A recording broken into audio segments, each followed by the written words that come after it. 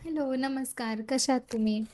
खूप वेळानंतर YouTube channel nutri for गट पुन्हा सुरू केलेला आहे. तर आजचा विषय हा खूप बेसिक आहे, की आपण घरचं जेवूनसुद्धा अ, आपल्याला जेवण पचायला जड होतंय, गच्च वाटतंय, ॲसिडिटी होतीये. तर हे कशामुळे? ह्याला खरं तर खूप खूप कारणं आहेत. त्यातलं मुख्यात एक कारण म्हणजे आपलं जे जेवणाचं ताट आहे, त्यामधलं आपलं जे प्रपोर्शन आहे, स्टँडर्डायझेशन, आपले जे पदार्थ आहेत, ते किती आहेत, कसे आहेत, त्याचं प्रमाण किती आहे, हे जाणून घेणं खूप महत्त्वाचं आहे.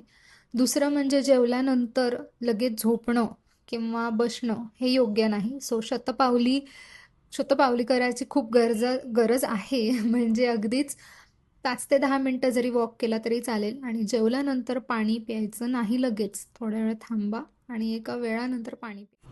तर ह्या ज्या 3 पॉइंट्स मी आता सांगितले आहेत, ते अगदीच बेसिक आहेत, माहिती आहेत आणि हे सर्वांना माहितीही असतील. पण ह्या मुख्यात पहिला पॉइंट जो मी सांगितला स्टँडर्डायझेशनचा, तो खूप खूप महत्त्वाचा आहे. तर म्हणजे एक एक्झाम्पल जर दिलं, तर मी जेवढे पेशंट्स बघितलेत आणि जेव्हा मी डायट रिकॉल घेतलाय, तेव्हा जेव्हा मी त्यांना प्रपोर्शन विचारते, की ती एक्झाम्पल की तुम्ही पोळी किती घेता आणि तुम्हाला भाजी जास्त आवडते का? म्हणजे 1 पोळी, 2 पोळ्या कशा?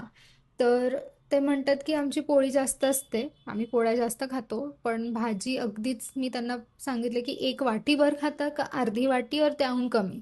ते बोलले, "भाजी अगदीच चवीपुरतं असते."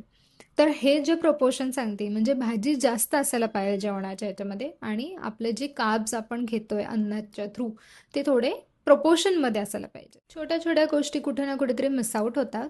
तर मी ही नवीन सीरीज घेऊन येते, की एक्झॅक्टली अजून असे कुठल्या-कुठल्या पॉइंटर्स आहेत जे मिस आउट होऊ शकतात आणि ह्या स्टँडर्डायझेशनबद्दल थोडं अजून डीपमध्ये नक्की एक्सप्लेन करेन. So thank you and subscribe आणि लाईक करायला विसरू नका.